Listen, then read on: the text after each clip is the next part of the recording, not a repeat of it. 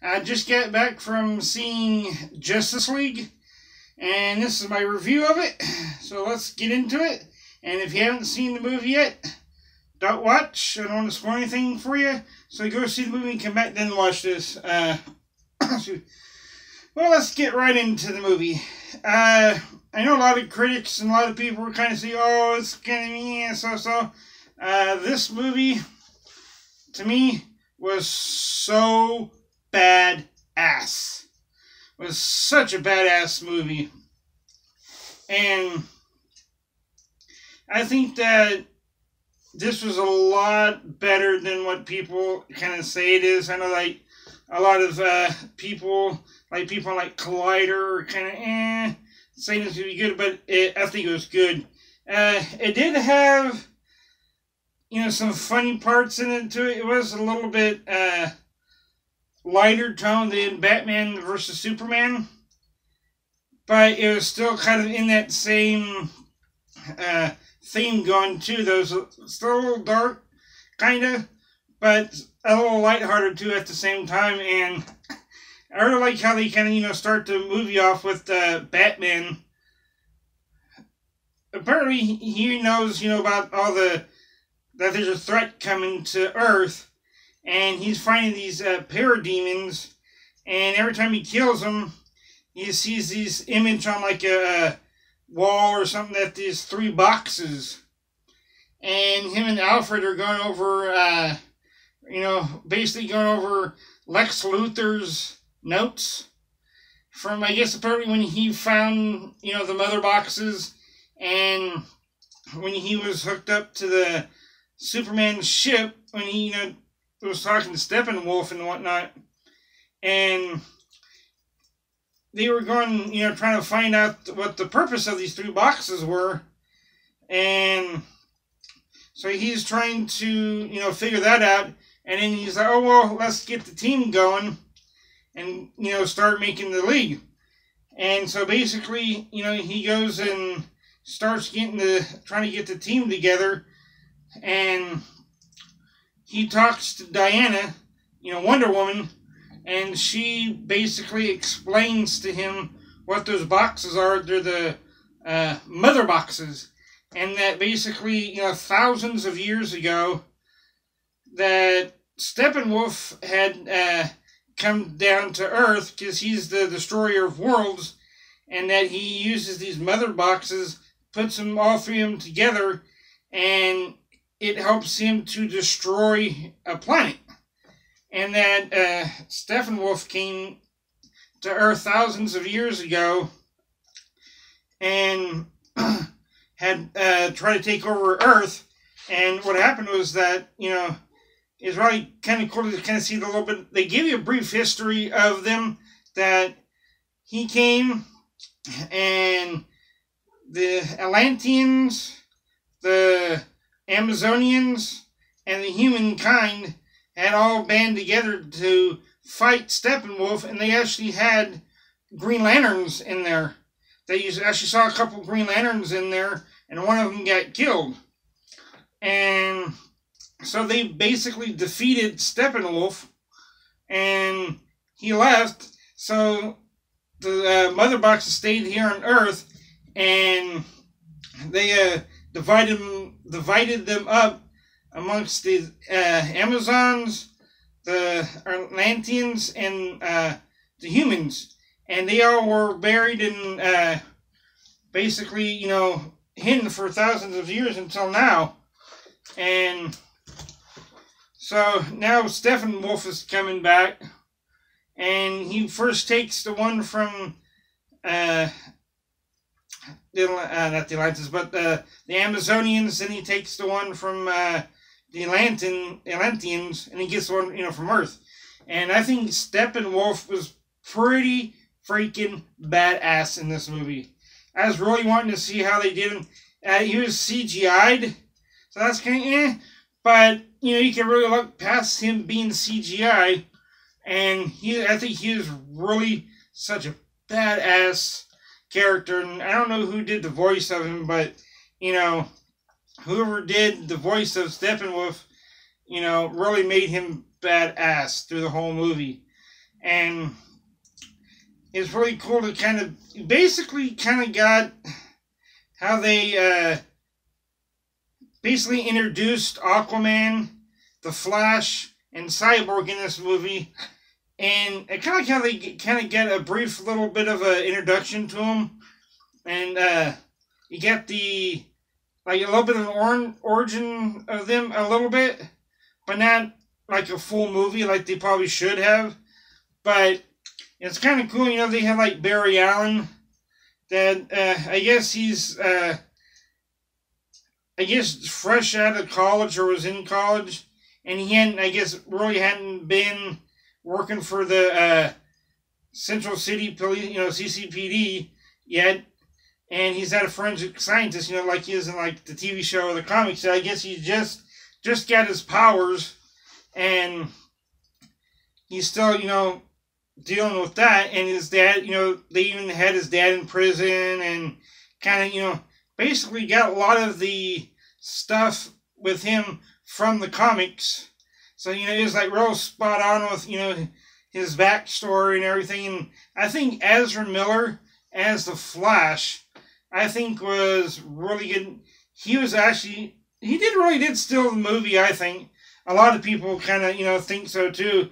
And he is like real funny. He had a lot of funny lines in there, and he's very comical. He's kind of like having fun. And this is really his first time actually really battling people, you know. And there's a lot of, you know, like jokes he'd make, and kind of like the part about, you know, oh, look, there's the bat signal. And, you know, he was really, you know, kind of really in disbelief, I guess, that he's actually really doing it. He's making a lot of jokes. And it was like Cyborg was real cool. I kind of was really looking forward to the Flash and seeing him and Steppenwolf, but I kind of really liked Cyborg. I thought he was such a badass character that apparently I kind of like how, like, with him, that you saw in Batman v Superman, that his dad, you know, was working for Star Labs. And he was getting that mother box put up, you know, get them jointed. And then he still had the mother box at home. And now in Justice League, you see Victor Stone, you know, Cyborg. He's already been combined with the mother box and the technology that basically saved him.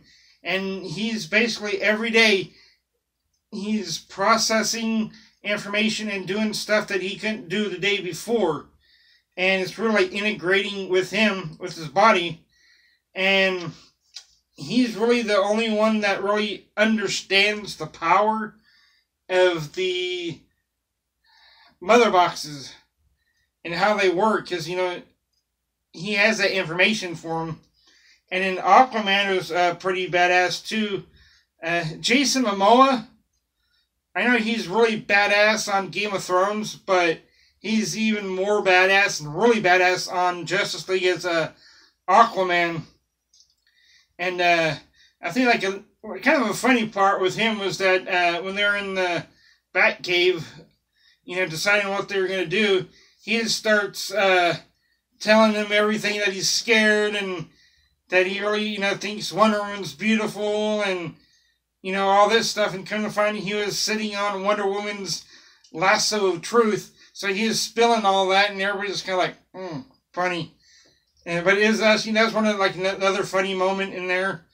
And, you know, it's kind of really interesting, I think, to kind of see a little bit of their backstories without really getting into, like, a full movie of it. It would have been really cool to kind of have, like, Aquaman movie, Cyborg movie, and the Flash movie before this, so you really get, you know, into their backstory.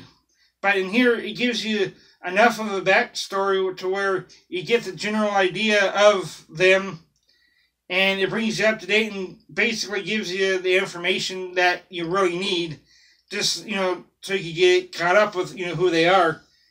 And like I said, so, like, the fighting scenes are really good. They had, like, you know, the big battles with Steppenwolf and the Atlanteans and the Steppenwolf with the Amazonians. You know, those are like really epic battles, I think.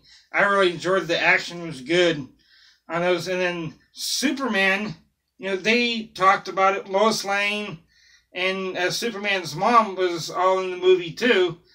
And they are still talking about it and how Batman, Bruce Wayne, feels responsible for his death after, you know, Batman v Superman. And basically, excuse me, he actually does come back alive in the movie. And what was really cool is that they actually went and dug him up, and Cyborg and the Flash had dug him up, and they had like a little back and forth banter out there digging him up. Is, you know, kind of real comical. And basically what they did was they took him back to his Kryptonian ship, put him in the water in there, and Cyborg got on the computer and they put the mother box in that they had, that Cyborg had, and brought brought Superman back to life. It is the same ship that in Batman vs Superman that Lex Luthor had, that, you know, created Doomsday. And it's really cool that they actually were able to bring him back, and they weren't sure it was going to work. You might make him, you know, like bad Superman.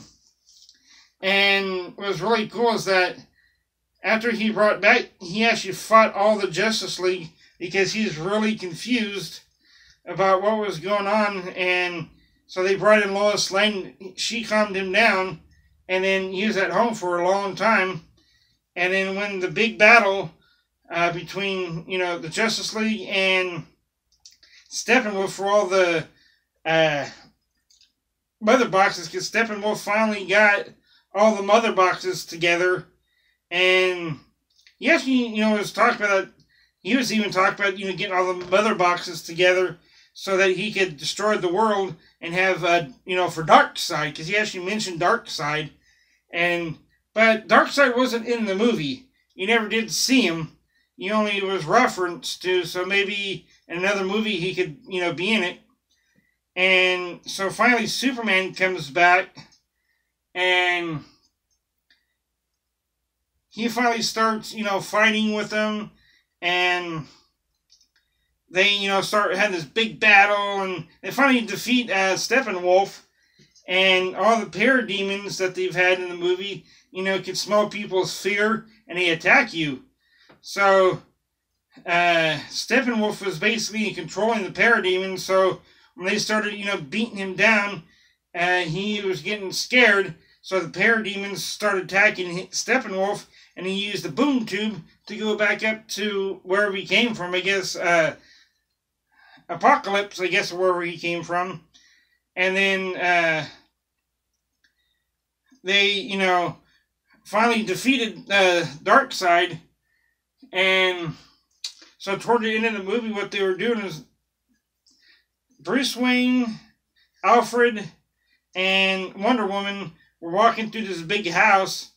Empty house that's been vacant and kind of dilapidated somewhat for years, it looks like. And he said that, oh, there should be like a big table here, and they're in this big, like, room, like conference room or some big, great room.